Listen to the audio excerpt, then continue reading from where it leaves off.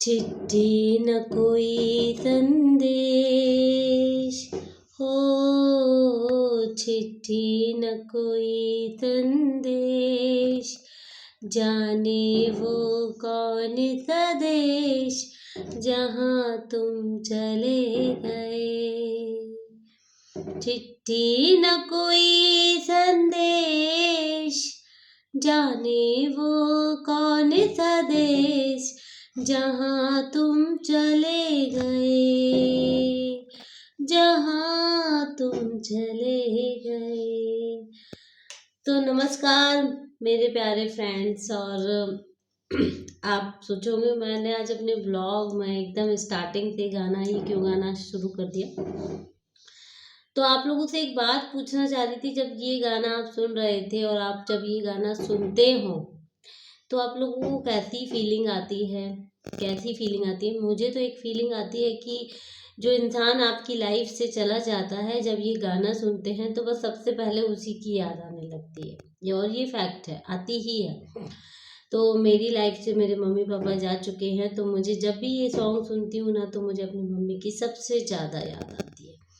मतलब मुझे ऐसा लगता है कि मतलब रियली वो चली गई हैं मेरी लाइफ से हमेशा हमेशा के लिए, और मैं उन्हें कितना मिस करती हूँ ये मैं उन्हें बताना चाहती हूँ। तो आज का ये ब्लॉग जो है ये मेरी मम्मी के लिए है।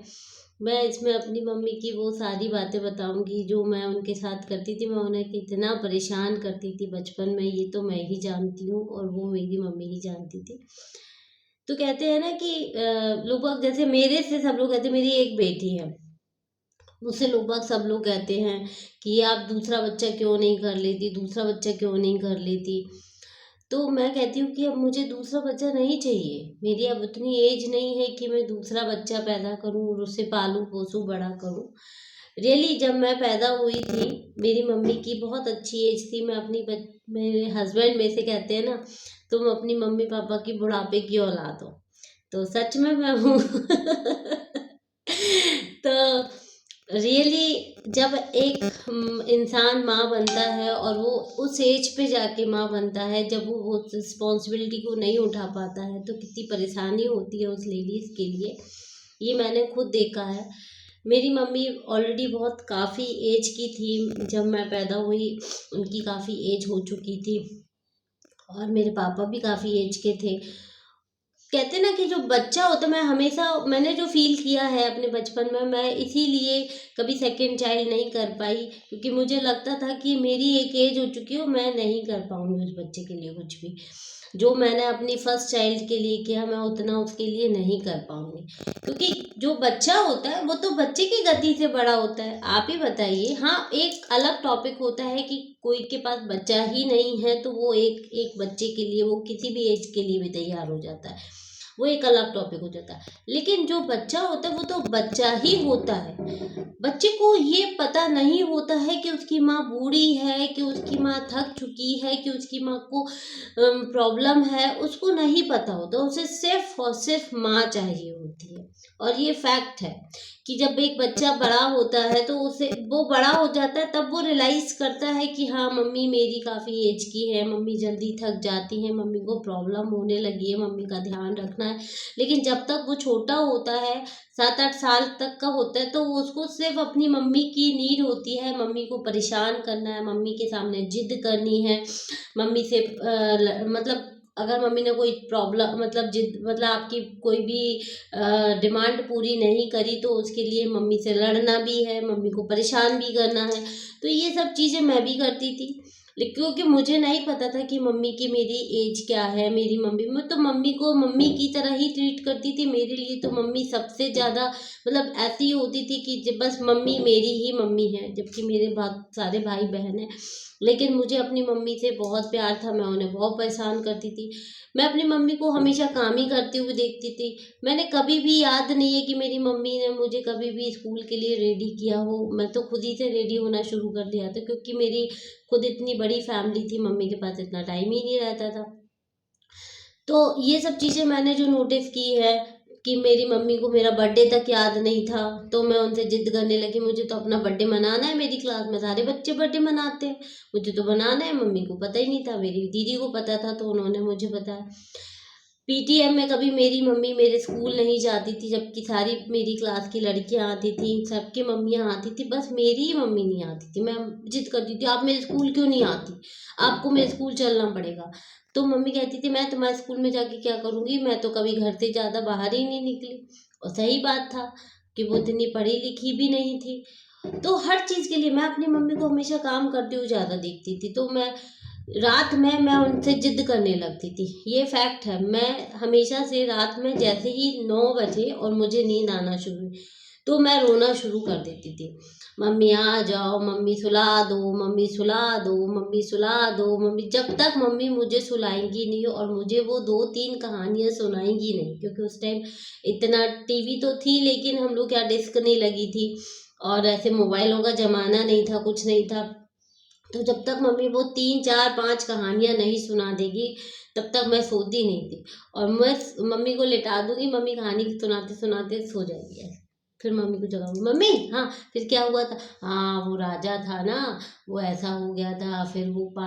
मुझे अभी भी याद है, मम्मी मुझे एक 5 बकरियों की कहानी सुनाती थी, एक राजा की कहानी सुनाती थी।